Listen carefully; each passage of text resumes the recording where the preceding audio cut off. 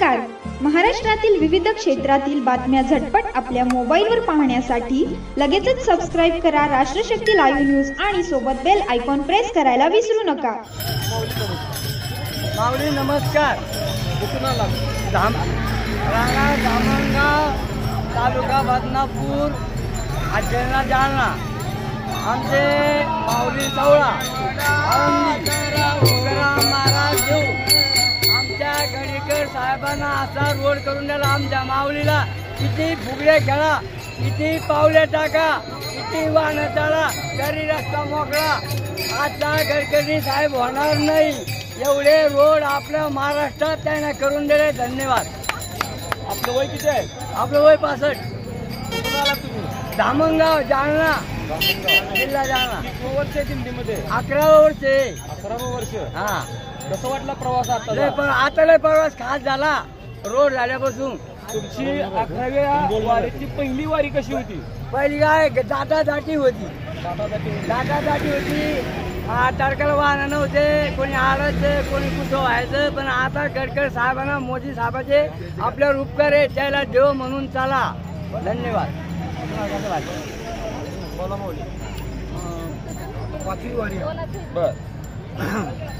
5वी वारी आळंदी ते पंढरपूर. बर. किती लोक आहेत आपल्या दिंडीमध्ये? 81 ते 75 आहे. 70 ते 75. कशी सोय आहे राहण्याची वगैरे? व्यवस्था काहीच टेन्शन नाही. काय टेन्शन नाही. जेव्हा खावाचं राहण्याचं काहीच टेन्शन. बर. म्हणजे आनंद आहे. आनंद आहे. आपलं नाव? कुठून आला तुम्ही? जालना जिल्हा. दिंडीमध्ये जायत का? दिंडीमध्ये. आता तुम्ही मुक्कामाला कुठं होता? लोणंदमध्ये. म्हणजे ते मुख्यमंत्री वारकरी सुविधा केंद्राच्या ठिकाणी का? कसा वाटला तुम्हाला तो सुविधा? झोपण्याची सोय वगैरे याच्या अगोदर ती होती का अशी सोय? नाही. तुम्ही तिथं काय काय पाहिलं त्या सुविधा केंद्रामध्ये?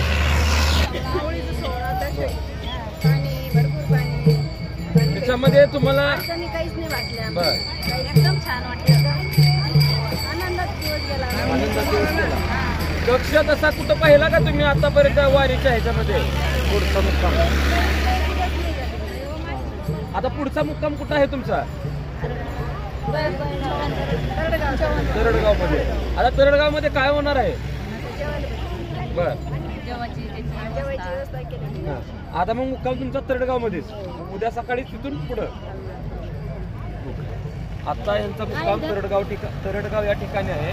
तर तरडगाव या ठिकाणी ऐतिहासिक असा उभा रिंगण सोहळा त्या ठिकाणी पार पडणार आहे. आणि सकाळी हा रिंगण सोहळा पाहण्यासाठी वारकरी त्या ठिकाणी जाणार आहे. सो कॅमेरामन गणेश देशमुख, मी प्रदीप फडतरे, राष्ट्रशक्ती न्यूज लोणंद.